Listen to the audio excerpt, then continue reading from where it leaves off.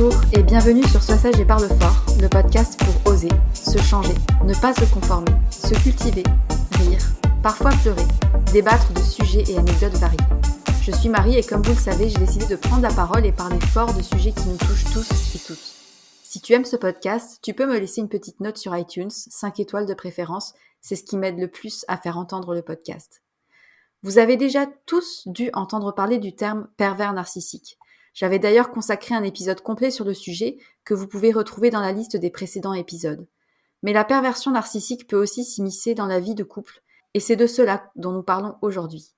J'ai le plaisir de recevoir Sandrine Rouget, autrice du livre Emprise et perversion narcissique au sein du couple, paru aux éditions d'Angle. Pour cet épisode donc, nous allons discuter en détail de la forme que prend la perversion narcissique au sein du couple, ses caractéristiques, les conséquences sur les victimes, mais aussi la manière, peut-être, de s'en sortir lorsque l'on est concerné. Je vous souhaite une excellente écoute. Et bonjour Sandrine, bienvenue sur le podcast. Je te laisse te présenter, nous dire qui tu es et ce que tu fais dans la vie. Bonjour Marie, merci de m'accueillir sur ton podcast. Je suis vraiment très contente d'être parmi vous.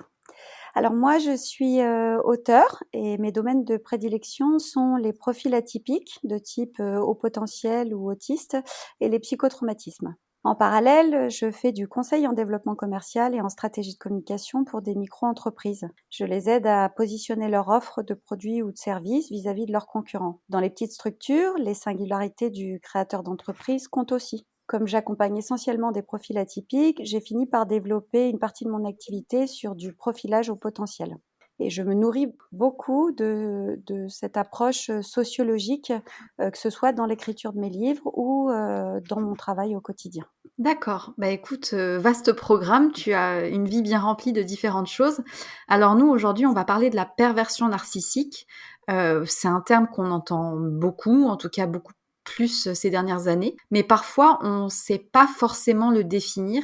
Est-ce que tu pourrais nous expliquer assez simplement ce qu'on entend par perversion narcissique? C'est vrai qu'aujourd'hui, on a tendance à dire, dès que quelqu'un nous a fait une crasse, que ce soit au travail, en relation amicale ou amoureuse, qu'il est PN. À mon avis, il ne faut pas tout confondre. La perversion narcissique est une forme de relation bien spécifique. Selon moi, elle s'apparente à une guerre des tranchées psychologiques, mais qui ne se dit pas. La victime subit en permanence des agressions, plutôt de type psychologique, et se comporte finalement comme un soldat, puis après un vétéran de guerre, ce dont elle n'a pas conscience. À travers des phrases, des comportements qui peuvent prêter à confusion, les PN laminent psychologiquement leurs victimes. Et ce processus se répète jour après jour. Mais il est fait de manière tellement détournée et progressive qu'elle ou son entourage ne se rend pas compte de ce qui se passe. Mmh. Et ça, c'est lié au fait qu'on ne peut pas imaginer que les pervers narcissiques ont un double visage. Ils se présentent d'ailleurs comme des personnes charismatiques qui semblent plutôt inoffensives, quoique un peu maladroites, et qui dégagent une grande confiance en eux et une capacité à louvoyer en société qui attire tout le monde. Et du coup, la perversion narcissique, c'est vraiment une emprise, si j'ai bien compris, sur une victime Oui. qui s'apparente à quelque chose de très, de parfois très, très subtil, mais qui est bien présent. Oui, en fait, c'est une volonté très féroce de dominer, une autre personne, d'avoir de l'ascendant, avec, en sous-jacent, la pulsion d'exterminer psychiquement cette personne. Donc c'est très, très, caractéristique. Et selon toi, est-ce que, enfin, pour imaginer un petit peu, à quoi on reconnaît quelqu'un qui est pervers narcissique? Ça peut être un homme ou une femme, mais est-ce qu'il y a un profil type ou des caractéristiques types de quelqu'un qui est, pervers narcissique? Il y a des caractéristiques types, mais qui sont pas exactement là où on pourrait les attendre. Comme tu dis, ça peut être autant un homme qu'une femme, qui peut être très diplômé, et bien intégré socialement ou qui vit plutôt à l'écart de la société. En fait, les spécificités se jouent ailleurs. Ils sont particulièrement centrés sur leurs besoins, lâches, radins et surtout leurs émotions sont comme bloquées. Ils ont aussi la capacité à vite cerner les gens, à se jouer des règles. Ils manient généralement le verbe avec beaucoup d'agilité et amusent souvent la galerie d'ailleurs avec un humour qui est assez caustique, mais qui est toujours aux dépens d'autrui. Ils peuvent aussi dégager une sorte de bonhomie. Pourtant, ils ont un sens de la compétition qui est très développé. Ils ont besoin de gagner tout le temps sur tous les sujets, quoi qu'il arrive, même en face de personnes plus faibles qu'eux ou de eux ou elles, hein, ou d'enfants. Et ils s'approprient les réussites de leurs victimes ou font en sorte de les torpiller s'ils ne peuvent pas gagner. Est-ce que ces personnes-là ont conscience, à ton avis, d'être dans une attitude complètement délétère? Alors ça, c'est un vrai débat. Et tout le monde est pas d'accord sur ce sujet. À mon sens, au départ, les PN sont vraiment séduits par leurs victimes, sincèrement, parce qu'ils pensent qu'ils vont apprendre le secret de la résilience de la victime, de cette façon de pétiller, parce que au fond d'eux, ils ont vraiment un vide émotionnel qui est immense. Comme ils ont aussi une peur viscérale de l'abandon, ils font en sorte d'éblouir la victime pour vite l'apprivoiser. Mais cette empathie et cette énergie débordante de la victime les agacent vite, car elles remettent en question le fonctionnement interne du pervers narcissique ou de la perverse narcissique. Donc très vite, ils vont tester la victime à travers des petites agressions verbales ou des coups bas pour voir comment elle réagit. Et ça les rassure sur le fait qu'avoir trop d'émotions nuit au jugement et au louvoiement social.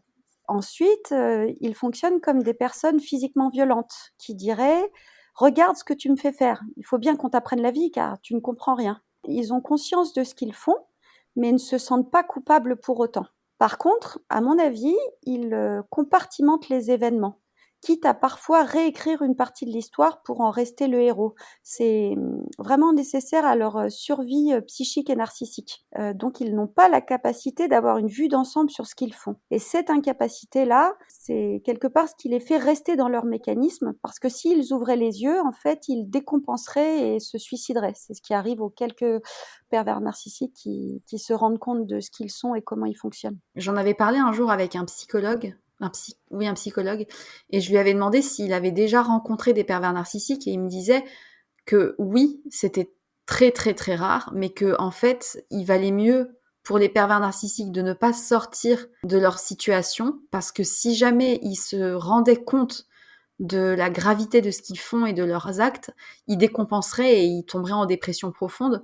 Ce psychologue m'avait dit que c'était excessivement rare et surtout très très difficile comme patient à avoir, parce qu'en fait, c'est des personnes qu'il faut presque ne pas sortir du trou, parce que sinon, ils décompensent complètement, et c'est des personnes très difficiles à soigner. Donc, Oui, oui. Alors là, par contre, tous les professionnels sont unanimes là-dessus. C'est-à-dire que dans mes recherches, moi, ce que j'ai identifié, c'est que la victime comme le pervers narcissique ont en commun d'avoir vécu un ou plusieurs événements traumatisants. Dans le cas du pervers narcissique, cet événement-là a vraiment disloqué de façon définitive leur miroir émotionnel. Ils n'ont plus la capacité de ressentir les choses comme tout le monde. Ils sont reconstruits tout un mécanisme de survie suite à cet événement traumatisant qui garantit en fait le fait de pouvoir se lever le matin, de fonctionner. Malheureusement, derrière, ils viennent remplir ce vide-là en venant se prouver en permanence leur ascendant sur l'autre et le fait de pouvoir les emmener là où ils veulent, et c'est souvent dans le négatif en leur faisant du mal, mais c'est parce que c'est vraiment nécessaire à leur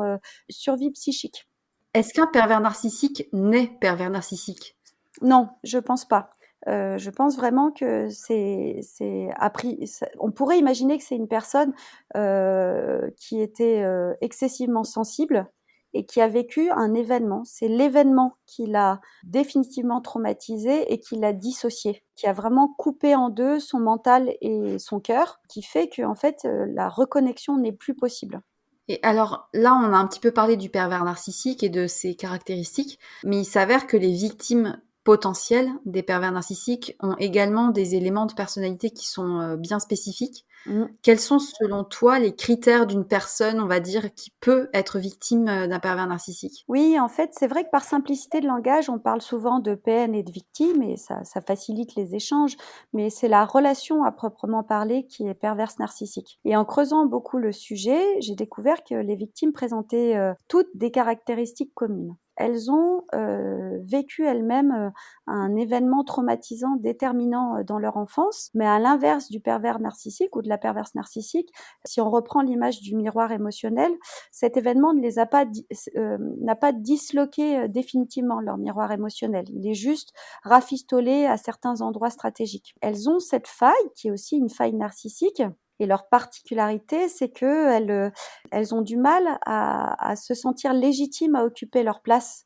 dans la société. Elles doutent d'elles en permanence et quelque part, elles rêvent d'un prince ou d'une princesse qui viendrait leur offrir cette place légitime dans le monde et panser leurs blessures, tout en étant convaincues inconsciemment de ne pas mériter vraiment cette place. Pourtant, elles ont toutes en commun d'être profondément résilientes, plutôt très énergiques et de croquer la vie à pleines dents. Et ça peut vraiment autant être des personnes, hommes ou femmes, bien entourées ou plus isolées, avec un caractère fort ou plus discret, qui réussissent professionnellement ou pas. Mais leur particularité, c'est qu'au fond d'elles, elles craignent d'être cassées intérieurement et de ne pas vraiment mériter d'être aimées. Ouais, c'est des personnes qui sont souvent très sensibles et tu parlais d'ailleurs dans ton livre que il y avait parfois des corrélations entre les personnes au potentiel et potentiellement victimes. Oui, toutes les victimes d'emprise ne sont pas forcément hypersensibles ou au potentiel, mais ce que j'ai identifié, c'est que dans ces cas particuliers, les pervers narcissiques avaient vraiment une façon bien stratégique d'utiliser leur emprise en s'appuyant sur les caractéristiques au potentiel de la personne. Elles vont venir épuiser toute l'hypersensorialité de la victime, cette façon de capter plus intensément les odeurs, les lumières, les sons. Donc elles vont envahir en permanence leur environnement pour les épuiser. Ce sont aussi des personnes qui sont hyperactives, donc elles vont faire en sorte de stimuler cette hyperactivité-là pour les pousser au burn-out. Ce sont aussi des personnes qui doutent en permanence parce qu'elles savent que elles n'ont pas toujours la vérité absolue et qu'elles peuvent se remettre en question et qu'on apprend toujours de ses erreurs et qui sont aussi très empathiques en général. Et donc du coup, plutôt que d'écouter ce qu'elles peuvent ressentir profondément, elles vont plutôt être à l'écoute de leur partenaire de vie, essayer de se mettre à la place de celui-ci ou de cette dernière. Tous ces éléments-là font que en fait, ça tourne en boucle dans leur tête. Elles n'arrivent pas à réaliser ce qu'elles sont en train de jouer. Donc dans le cas spécifique de ce genre de victime, l'emprise perverse narcissique peut durer très longtemps et faire beaucoup de dégâts. Et dans ton livre, tu abordes beaucoup plus spécifiquement la question de la perversion narcissique au sein du couple. Et bon, je trouve ça hyper intéressant parce que c'est quelque chose que je connais mal. Et étonnamment, les couples au sein desquels se trouve un pervers narcissique et une victime sont parfois difficiles à reconnaître parce qu'on dirait qu'ils forment un couple idéal, un peu parfait. Peux-tu nous détailler un petit peu les mécanismes de ce type de relation ? Oui, en fait, j'ai cherché à comprendre pourquoi les victimes restaient parfois si longtemps malgré la violence psychologique de ce qu'elles subissaient. J'ai interviewé une vingtaine de victimes sur de longs entretiens et j'en ai rencontré beaucoup d'autres.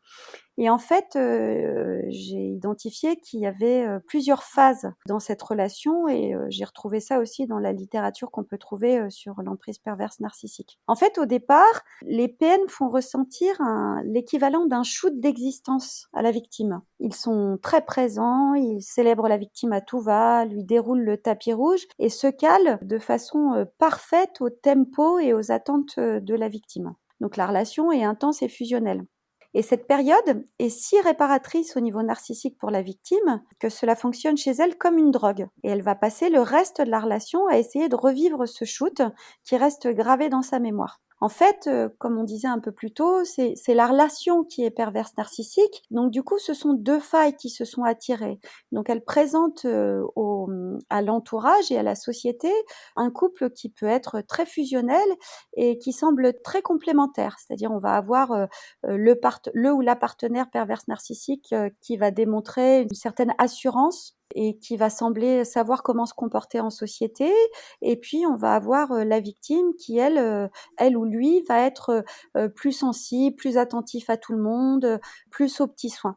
Donc, il fonctionne vraiment comme un couple qui est très complémentaire, ouais, le couple parfait. Une fois que cette première image est donnée et que la victime est bien ficelée, il va avoir une seconde phase de mise sous emprise progressive, où là, en fait, le ou la perverse narcissique va faire vivre des alternances séquence de remarques et de gestes qui visent à la déstabiliser, puis tout de suite derrière, des périodes de reséduction pour la garder sous contrôle. Ouais. Donc la victime là note bien que certains comportements ne vont pas, mais elle reste parce qu'elle est accrochée à cet idéal et à ce shoot de séduction qu'elle a vécu au départ et surtout à cet idéal qu'elle s'est forgé de son partenaire. La troisième phase, c'est que une fois que la victime est bien ferrée, ce qui arrive assez vite en général, donc dans le cas d'une relation amoureuse, ça peut être un mariage, un enfant, une expatriation, une maison à retaper à deux. Là, la destruction psychologique est de moins en moins discrète. En fait, si je fais une petite aparté, on retrouve ces phases-là aussi, par exemple dans une relation amicale ou dans une relation professionnelle, où au début, il va avoir aussi cette phase de lune de miel.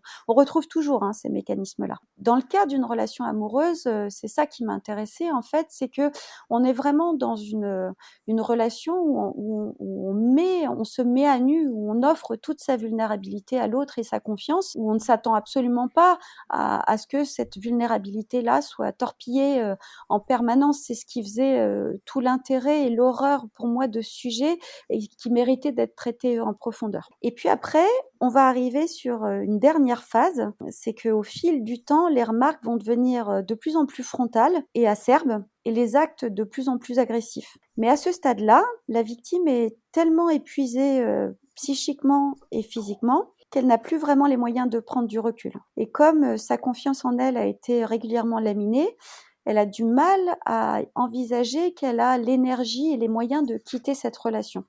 Donc du coup, elle reste. Du coup, c'est la dernière étape, c'est la plus difficile pour s'en sortir parce que du coup, la victime est complètement devenue dépendante de cette relation quelque part, dans laquelle elle se fait régulièrement détruire, puis rattraper par le pervers narcissique qui essaye de la rattraper. Mais il y a, dans la quatrième phase, je pense que les personnes proches peuvent le voir quand même parce qu'il y a des pics, il y a des remarques. En fait, tout au long de la relation, il y a ces petits pics, ces petites remarques, «Oh ma chérie vraiment, tu vraiment pas douée, en cuisine, hein, tu nous rates toujours le repas, mais on t'aime bien» et tout le monde rigole, tu vois? Ou «OK, tu fais la maline là, tu as bien réussi, ta présentation en entreprise, tu as l'air toute contente, mais en vrai, tu y avais passé tellement de temps que, bah, heureusement que tu as réussi parce qu'autrement on se demanderait un peu ce que tu fous dans ce travail». Mais en fait, c'est fait de façon tellement dans une ambiance où le ou la perverse narcissique est tellement caustique que ça passe en fait, ça passe en permanence. Mais toutes les victimes m'ont décrite ce processus qui pourrait se voir même physiquement de dégradation.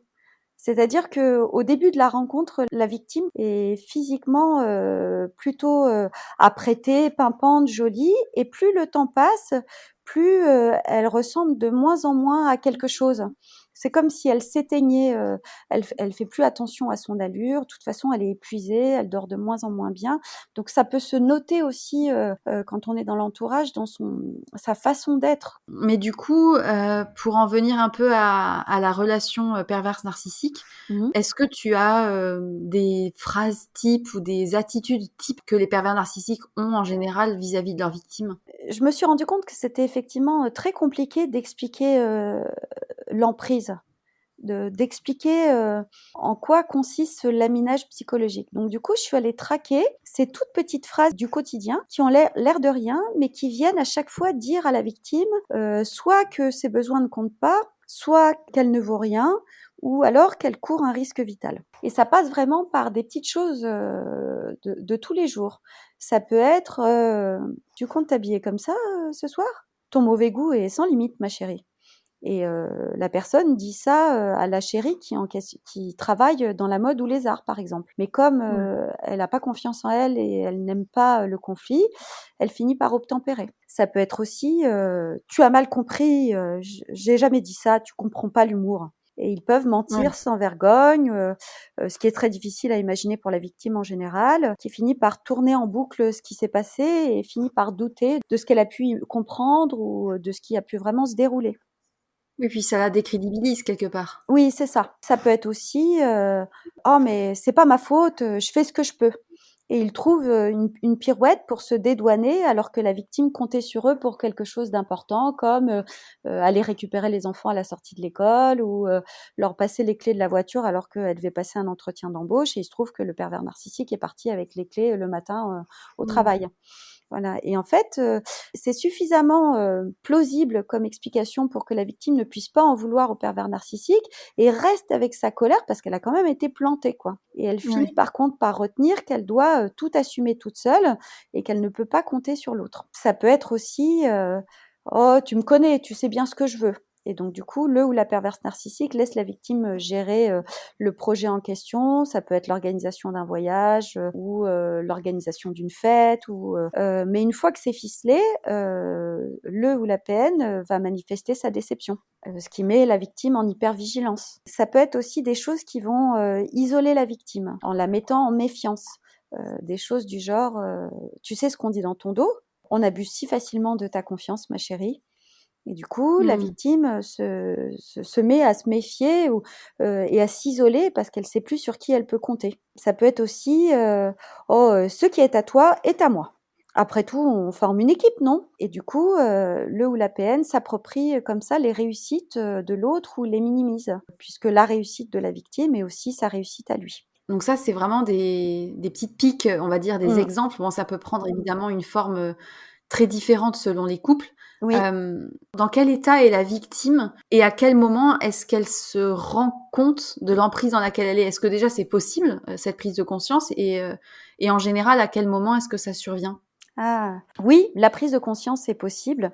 En fait, tout au long de la relation et ça, c'est vrai dès le début, hein, la victime s'interroge régulièrement sur son couple parce qu'elle note bien certains comportements qui ne sont pas vraiment acceptables de la part de sa moitié, mais en fait, elle finit par rationaliser, par basculer en tout mental, en se disant que, bah, personne n'est parfait, et elle est souvent d'ailleurs confortée dans cette idée, par son entourage. Mais parce que l'entourage n'a pas idée de ce qui se joue à huis clos et s'appuie sur l'image charismatique du ou de la PN. Tous ceux et celles que j'ai interviewés, et qui ont rompu, avec, leur partenaire, nocif, décrivent cet événement de trop qui les a fait réagir. Ce moment particulier où, la victime a pris le partenaire ou la partenaire de la main dans le sac, démontrant sans plus aucun doute possible son double visage. Il peut s'agir d'un geste déplacé trop sur la victime ou les enfants, qui peut être un geste violent, hein. Ça peut être, une somme d'argent qui a été empruntée ou volée à un membre de la famille.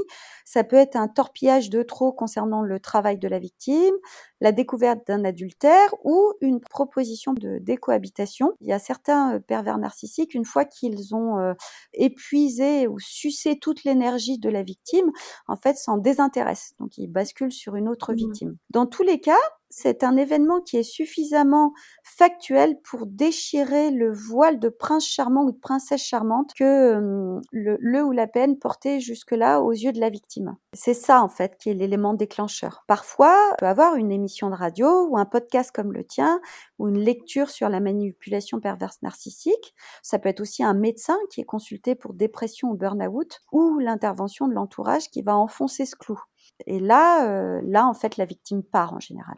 Ouais, bah, je pense qu'il y a pas vraiment d'autre choix parce qu'on peut pas, soigner un pervers narcissique, où on peut difficilement le faire se remettre en question, donc la seule solution c'est de partir. Mais tu disais, le cas où, le PN, agit, à l'encontre des enfants. Mmh. Donc, je voulais justement poser cette question-là. Quand il y a des enfants qui sont issus d'un couple avec un pervers narcissique, comment est-ce qu'en général le pervers narcissique se comporte avec les enfants?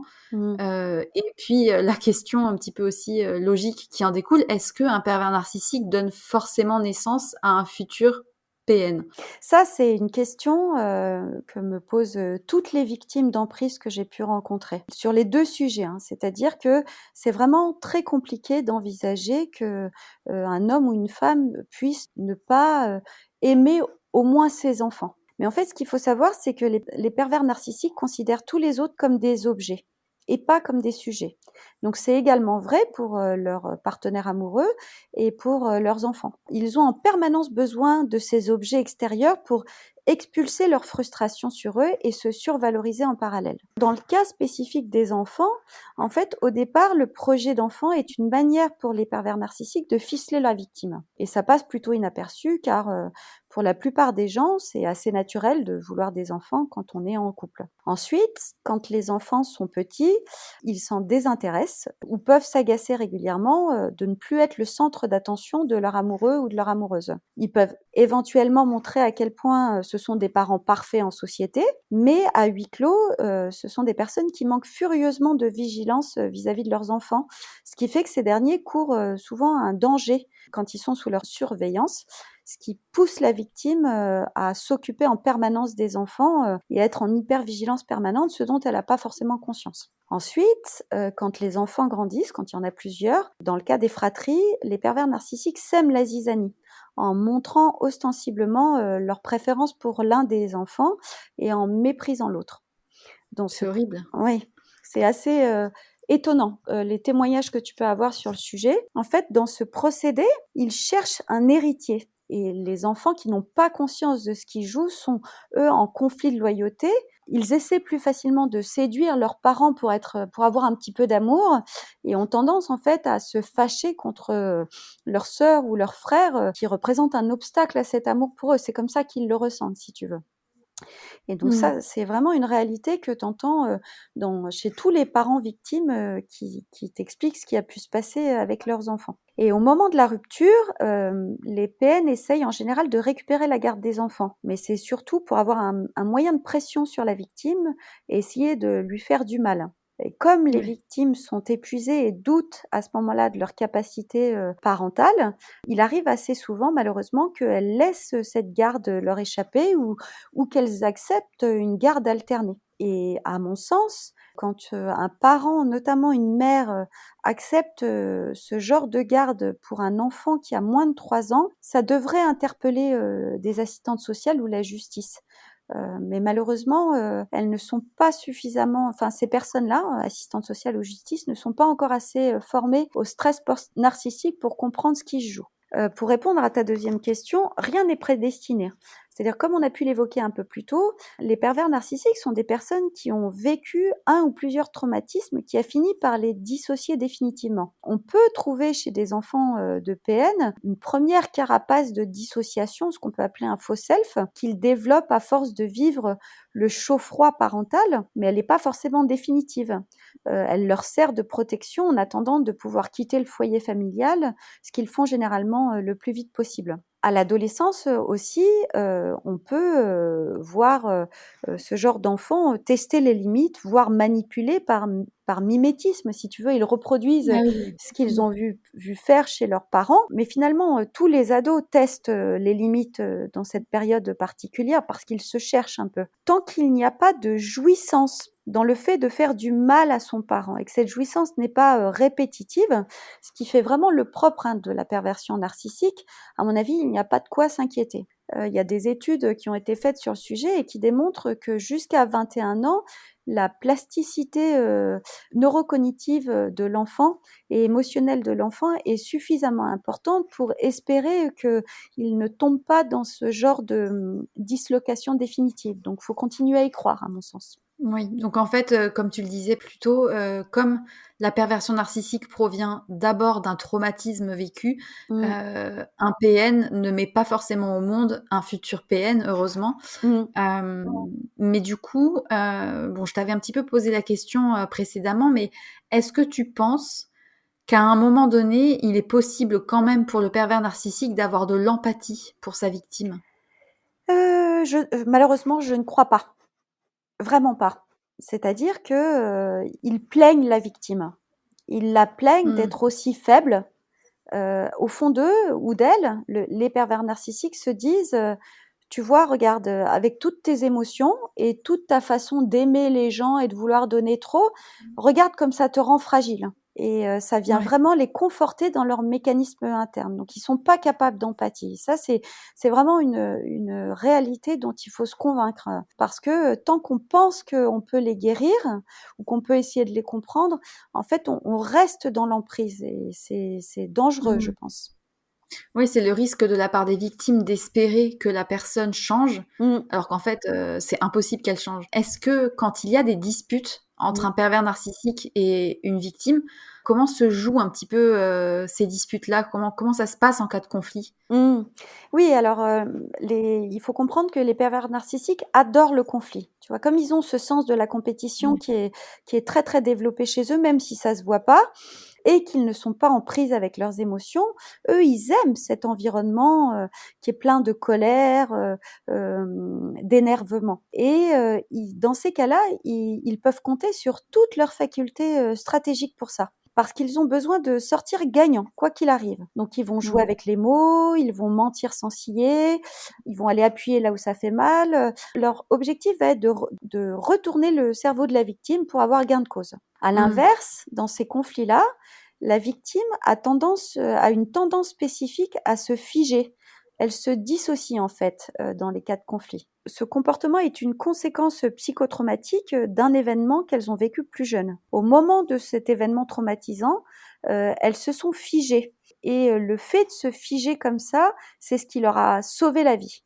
Du coup, le cerveau a retenu qu'il était préférable d'adopter ce genre de comportement dans des situations d'agression, qu'elles soient, verbales ou plus physiques. Donc elles ne réagissent pas pour se laisser le temps d'envisager toutes les options et pour éviter en fait de ne plus être aimées par la personne d'en face si jamais, elle disait un mot trop haut, plus haut que l'autre. Ce comportement initial qui a été, vital et salvateur pour elle, en fait, à la longue, il est devenu contre-productif et le pervers narcissique c'est quelque chose qu'il va tester presque tout de suite chez la victime, dès la rencontre et à mon sens, la meilleure façon de ne plus vivre des relations nocives ou de ne pas en vivre, c'est de développer, sa capacité à mordre, à réagir immédiatement quand on nous fait une remarque déplacée pour indiquer à l'autre, le message, «Passe Ouais, ton chemin ouais, je avec vois. moi, tu vas pas pouvoir t'amuser donc vraiment, poursuis ta route, là, tu es pas au bon endroit».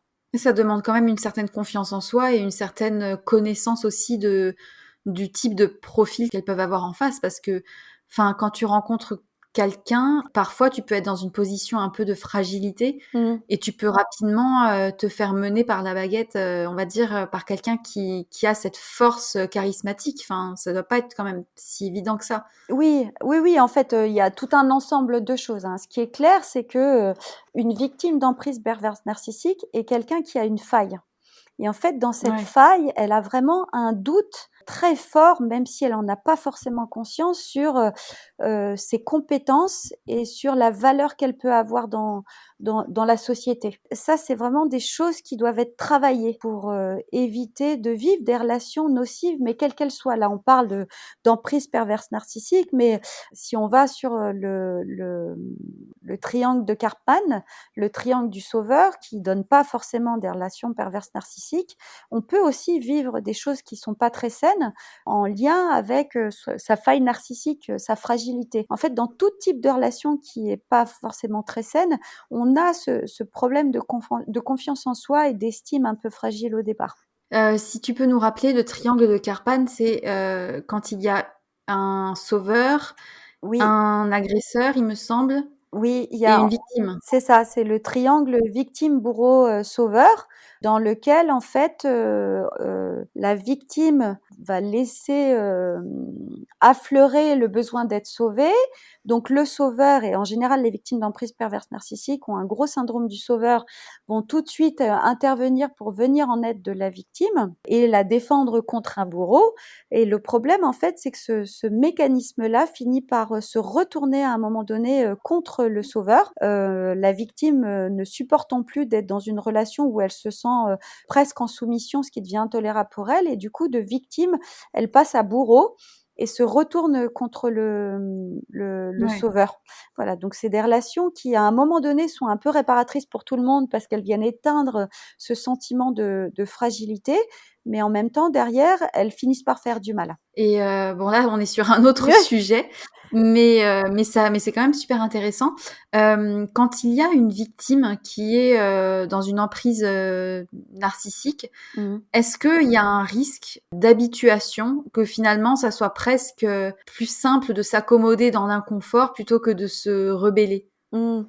Oui, en fait, moi, ce que j'ai identifié, c'est que, notamment chez les victimes d'emprise, de perverses narcissiques chroniques, c'est-à-dire qu'elles le vivent à plusieurs reprises, que ce soit au travail, en amitié ou dans leur couple, ce sont généralement des personnes qui ont déjà vécu ce genre de relation dans l'enfance, avec un des 2 Mmh. parents. Ou si c'est pas à ce stade-là, en tout cas qui ont vécu qui ont eu un des 2 parents, qui les ont habitués à beaucoup de froideur émotionnelle. Elles se sont habituées à ce genre de comportement et elles ont, leur cerveau pour, les faire survivre, a muté psychiquement pour leur faire croire qu'elles aimaient être traitées comme ça et que c'était de l'amour d'être, traitées de la sorte. Il y a ce risque-là déjà au niveau, histoire de vie. Ensuite, il y a un deuxième aspect, c'est que lorsque une victime reste très longtemps au contact d'un ou d'une perverse narcissique, au fil du temps, elle est de plus en plus fatiguée psychiquement et physiquement et en parallèle de ça, plus ça va, plus en fait, elle est en hypervigilance. Si on reprend l'image, de la guerre des tranchées psychologiques que j'ai pu évoquer plus tôt, en fait, elles sont dans une sorte de syndrome du survivant. Elles ont peur et à la fois elles sont sidérées, donc elles se sentent comme impuissantes et elles ont, une posture où elles essayent en permanence d'éviter de vivre des choses, donc elles essayent de border le terrain en permanence et puis elles sont hyper vigilantes de tout et en même temps, elles ont un sentiment de plus en plus accru de tristesse et de honte. Elles ont aussi, un sommeil qui est non réparateur, qui peut être entrecoupé de cauchemars. Elles peuvent avoir des pertes de mémoire, et peuvent sombrer dans des addictions, en fait, qui leur permettent de lâcher prise de ce contact qui est devenu trop anxiogène pour elles. On peut retrouver, toutes ces choses-là, chez une victime. Mais ce que j'ai identifié aussi, c'est que, les victimes ont vraiment une capacité de résilience qui est très particulière. Donc, à un moment ou à un autre, si elles prennent conscience de ce qu'elles vivent, si elles ouvrent les yeux, même si elles sont épuisées, physiquement et émotionnellement, elles peuvent aller trouver au plus profond d'elles-mêmes, la capacité de s'en sortir, de quitter, l'emprise et de chercher à se réparer de tout ce qu'elles ont vécu. Et dans ton livre, à un moment donné, tu parles du syndrome de Stockholm. Mmh. Est-ce que tu peux nous rappeler de quoi il s'agit et comment ça se manifeste dans un couple où il y a une victime et un PN? Et ça m'est venu parce que j'ai été étonnée de constater que certaines des victimes que j'ai rencontrées, s'en étaient sorties, s'étaient reconstruites, étaient devenues des hommes, plutôt qui réussissaient, dans leur vie ou des femmes, très fortes. Pour autant, elles continuaient à se soumettre aux injonctions, de leur ex-partenaire, notamment à travers les enfants quand il y en avait.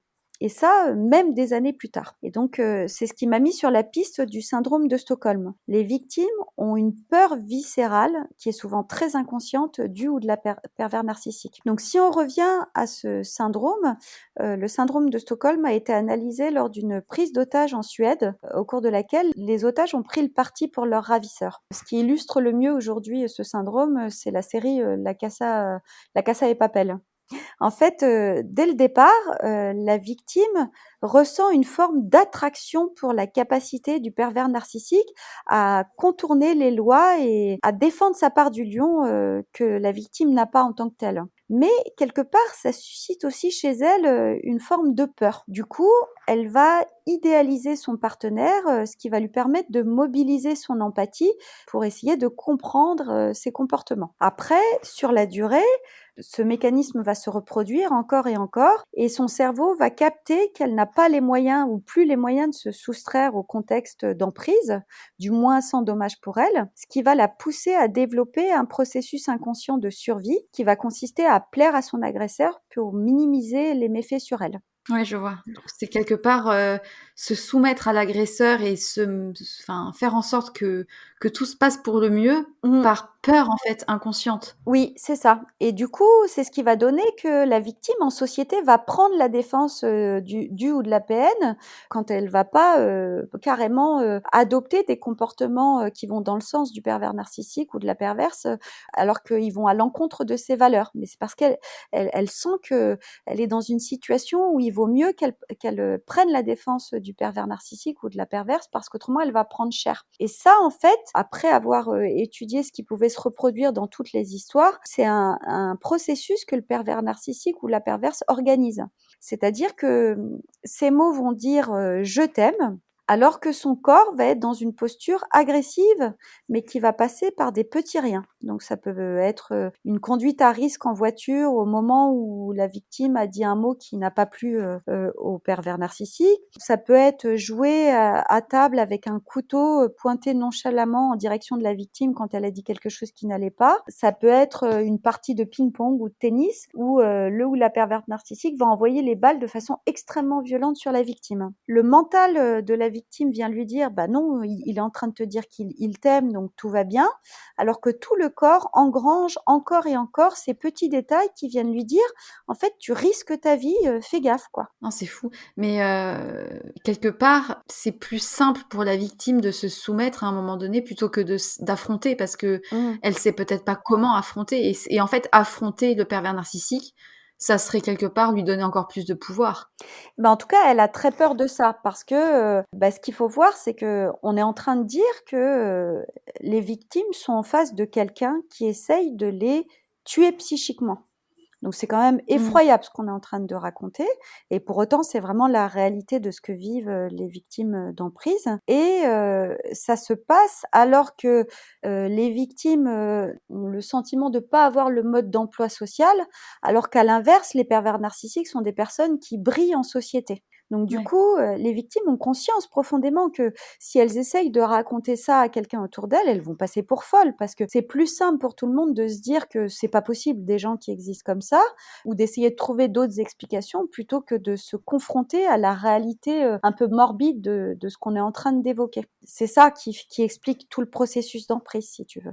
Est-ce que, seule la rupture est inévitable ou est-ce qu'il y a, un espoir pour la victime de changer, le pervers narcissique? Ah non, ça, i vraiment, hein, il y a aucun doute là-dessus, on ne change pas un pervers narcissique. Donc du coup, la seule solution, c'est de mettre un terme à la relation. Tous les conseils sont unanimes, hein. Si la victime n'a pas de lien fort, avec le ou la PN, donc un lien fort, ça va être, un appartement en commun, un business en commun ou des enfants en commun, le conseil est unanime. Une fois la prise de conscience, avérée, il faut, partir le plus rapidement possible et le plus loin possible et organiser un no contact permanent. D'accord, c'est vraiment rupture totale, quoi. Oui, c'est ça et ça, c'est vraiment la seule solution, pour permettre à la victime de s'en sortir. Malheureusement, dans les cas où il y a, un enfant ou un appartement en commun, ça va être plus compliqué parce que, ce lien à la patte, c'est ce que le ou la PN va utiliser, pour continuer en fait à prolonger son emprise sur la victime. Donc dans ces cas-là, si la victime arrive à le faire, ce qu'il est recommandé, c'est de prendre le temps pour organiser sa fuite. Donc ça va commencer par, donc bien sûr ne rien montrer au pervers narcissique, s'offrir des bulles de temps pour soi pour essayer de retrouver un peu d'énergie, tant physique qu'émotionnelle, ne plus rien dire de ses états d'âme au pervers narcissique, manger mieux, dormir mieux, prendre le temps de rassembler des preuves pour essayer de démontrer ce qui s'est joué et surtout essayer de couper toutes les sources de fusion. C'est-à-dire essayer de mettre en vente, l'appartement, en trouvant des explications ou des astuces, supprimer tous les comptes joints, résorber les emprunts, voilà. En fait, essayer de reconquérir sa part de vie personnelle pour commencer à se préparer une autre vie. D'accord et quels seraient en fait les risques possibles en cas de rupture? Évidemment, de la part de la victime. Mmh. Est-ce qu'elle s'expose à des risques de son côté? Ah, honnêtement, ça va dépendre du profil du pervers narcissique et de ce qui se joue dans sa vie à ce moment-là, de s'il a rencontré quelqu'un d'autre ou pas, parce qu'en général, ils en ont souvent deux, Oui. trois sous le coude au cas où, mais dans certains cas, la victime peut courir un risque vital, même si c'est assez rare, mais ça peut arriver. Dans tous les cas, comme le ou la PN ne supporte pas l'idée, que la victime le quitte ou la quitte, il ou elle va mettre en place tout un processus pour la faire douter, se relancer dans une hyper séduction et dans ces cas-là, ils sont très doués ou alors se montrer complètement désemparés, menacer de se suicider si jamais la victime part, jurer d'aller consulter un psy, ce qu'il fera éventuellement une fois, avant de tout arrêter. Voilà, ils vont vraiment, essayer tout ce qui est à leur disposition pour que la victime reste et parfois malheureusement ça marche. Ça va être la 1re tentative.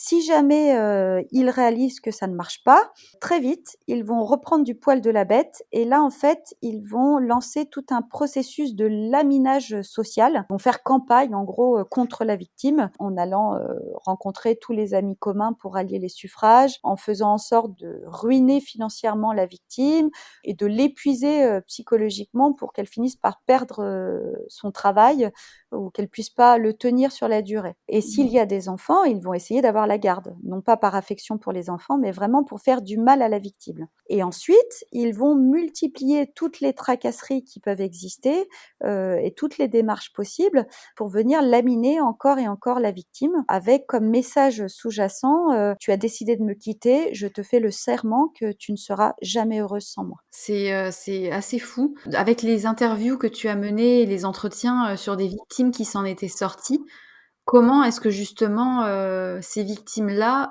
ont pu se relever de ces relations? Mmh. Après y avoir mis fin, bien sûr. Oui, alors c'est vrai qu'on est en train d'aborder un sujet qui est extrêmement sombre, mais pour autant, moi j'ai rencontré vraiment beaucoup, beaucoup de victimes, qui ont quitté ce genre de relation, hein. Et en fait, elles ont décrit les mêmes mécanismes. Au départ, elles ont douté, beaucoup et beaucoup.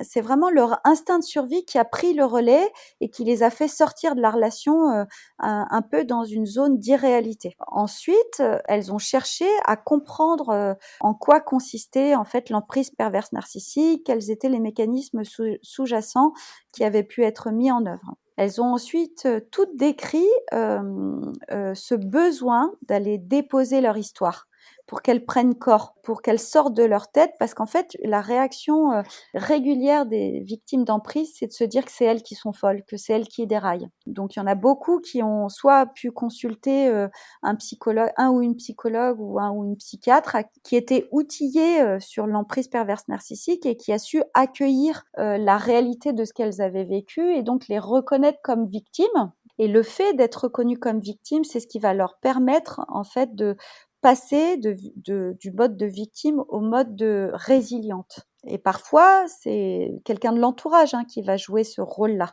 Mais vraiment, il y a une prise de conscience de « je ne suis pas folle ». J'ai vraiment vécu factuellement tout ça. D'ailleurs, souvent, elles te disent elles ont listé factuellement tout ce qu'elles avaient vécu et c'est en lisant la liste qu'elles se rendent compte que ça a vraiment existé, que ça a vraiment eu lieu.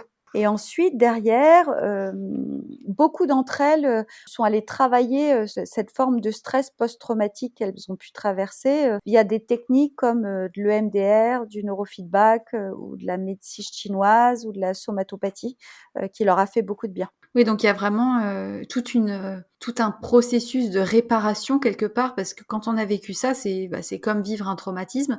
Est-ce que, en tant qu'entourage, proche, famille, est-ce qu'il y a des actions possibles si on voit par exemple que quelqu'un qu'on connaît est dans une situation d'emprise? Mmh. Alors, il y a des choses qui sont possibles. Ce qu'il faut savoir, c'est que, à mon sens, il faut éviter d'être trop frontal. Parce que dès le début, en fait, le pervers narcissique, le ou la perverse narcissique va aller identifier les personnes qui sont trop proches de l'entourage et va faire en sorte d'essayer d'isoler la victime de ces personnes-là. Ce qu'on peut faire quand on fait partie de l'entourage, c'est d'offrir une écoute attentive, d'essayer de ne jamais être dans le jugement et surtout de ne pas minimiser ce qui est dit. Revenir toujours aux faits sans être trop frontal. C'est-à-dire manifester qu'on est étonné. Bah dis donc, quand il t'a dit ça, il était un peu Ouais. cash, ça m'a un peu étonné. Mais bon, après, on n'est pas je suis pas dans ton couple, donc je sais pas comment ça se passe. Bon, ça m'a juste un peu surpris ou être avec plus dans l'humour, tu vois. Dis donc, il est un peu Ouais. gonflé quand il se fout de ta gueule comme ça. Bon, on peut comprendre qu'il rigole, mais quand même, faut pas pousser le bouchon, quoi. Ouais, donc de jouer sur l'humour et Oui, d'éviter d'attaquer trop frontalement, quoi. oui, c'est ça. Ce qu'on peut aussi faire, c'est quand la victime donne le sentiment, dit qu'elle a l'impression qu'elle est un peu folle ou paranoïaque, essayer de la ramener toujours sur les faits et surtout essayer de la comprendre. On peut aussi essayer de lui montrer ce qu'est une relation saine, juste par exemple, par effet d'exemple, sur des petits détails du quotidien, lui montrer, les petites attentions qu'on peut avoir pour elle, sans jamais critiquer, le ou la partenaire PN, mais montrer qu'une relation, d'affection ou une relation d'amour, ça n'est pas ce qu'elle est en train de vivre, elle, dans son couple. Je vois, je vois. Bah, écoute, je crois qu'on a fait un tour, assez complet, Mmh. sur le sujet. On a abordé, les caractéristiques du pervers narcissique, comment ça se passait dans le couple. Mmh. Je trouve que c'est assez, hallucinant, de voir à quel point ça peut être destructeur pour les victimes. Mmh. Donc, je suis contente d'avoir pu, en apprendre plus parce que je connaissais assez bien le mécanisme de la perversion narcissique, mais c'est vrai qu'au sein du couple, ça prend une toute autre dimension. Donc, Mmh. merci beaucoup pour toutes ces informations. Est-ce que tu aurais un dernier mot à ajouter pour peaufiner un petit peu ce dont on a parlé? Oui, en fait, on vient d'évoquer quelque chose qui est très, très sombre. À mon sens, prendre conscience de la perversion narcissique est vraiment une démarche qui est difficile et qui demande beaucoup de courage, mais aussi beaucoup de temps et à mon sens de bienveillance en tant que victime. Ça suppose de faire le deuil d'une relation qui n'était pas sincère. Ça suppose aussi de se pardonner de ne pas avoir vu ou de s'être fait avoir ou d'avoir laissé faire. Mais ça implique aussi d'avoir une capacité particulière à voir le beau en chaque être humain et quelque part une force de caractère dont on n'a pas conscience. Donc pour moi, en fait, les victimes sont bien plus que des victimes. Ce sont des résilientes. Ce sont des personnes qui sont capables de beaucoup, beaucoup de choses. Quand elles prennent conscience de ça, c'est un peu comme une renaissance. Et la vie qui s'offre à elles dans ces cas-là, c'est vraiment une vie qui devient extrêmement intense et qu'elles sont prêtes à croquer à chaque minute de la vie. Donc c'est presque un cadeau qui leur est fait derrière. Donc je sais que c'est très poussé ce que je dis, mais toutes ces victimes que j'ai pu rencontrer et que j'ai vraiment envie de remercier aujourd'hui de la confiance qu'elles m'ont confiée, elles ont cette particularité-là de croquer la vie à pleines dents, et c'est presque un cadeau qu'elles m'ont fait de me rendre compte qu'on pouvait envisager la vie différemment. Oui, parce que finalement, se remettre d'une relation, aussi nocive que celle d'avec un pervers narcissique, Mmh. ça enfin, en tout cas, quand on s'en sort, je suppose que la vie est tout de suite, beaucoup plus, comment dire? Rayonnante et qu'on peut Mmh. d'autant plus profiter une fois qu'on s'est remis d'une telle situation. Donc bon, on va pas dire que la rencontre avec un PN soit un cadeau, Non. mais en tout cas, se relever de ça, c'est quelque chose qui nous rend plus fortes, plus Oui, forts. oui, c'est ça, c'est exactement ça, oui. Pour aller vers la fin de cet épisode, il y a une question que je pose à chaque fois. Sois sage et parle fort, que t'évoque cette phrase? Alors, en fait, j'adore ce titre, j'adore les oxymores en général, donc elle me parle vraiment beaucoup et en fait, je me rends compte que ça aurait pu être la conclusion de mon livre quelque part. Parce qu'après avoir été trop sage, en fait, les victimes doivent apprendre à parler fort. Ouais, je vois tout à fait ce que tu veux dire. Bah, écoute, merci beaucoup. Je te remercie, d'avoir accepté de venir, sur Sois sage et parle fort. Donc, vraiment un grand merci. Mmh. J'espère que toutes les personnes, seront intéressées et pourront évidemment, consulter ton livre. Donc je rappelle, c'est Emprise et perversion narcissique au sein du couple, comprendre pour s'en sortir aux éditions d'Angle. Donc vraiment un livre, très complet que je recommande, à toutes les personnes qui peuvent se sentir, concernées. Donc évitez de le mettre en devanture dans le salon, si jamais vous êtes dans une relation pervers narcissique, hein. Donc voilà, cachez-le un petit peu quand même. Mais non, en tout cas, merci beaucoup. Et oui, moi, je voulais te remercier. Je suis vraiment, très contente, d'avoir participé à ce podcast. Voilà, je trouve que tu fais des choses de très grande qualité, donc je suis très, très émue, de faire partie d'un des podcasts de ta playlist, quoi. Eh ben, écoute, merci beaucoup. J'espère, en tout cas, que, l'épisode intéressera et que ça permettra aussi, de mieux, démystifier le sujet de la perversion narcissique qui est quand même un vaste sujet. Mmh. Donc, merci à toi, merci à toutes les personnes qui nous écoutent. J'espère que cet épisode vous aura plu et évidemment, je vous souhaite une très, très bonne journée et surtout n'oubliez pas, soyez sages un peu, mais parlez fort, beaucoup.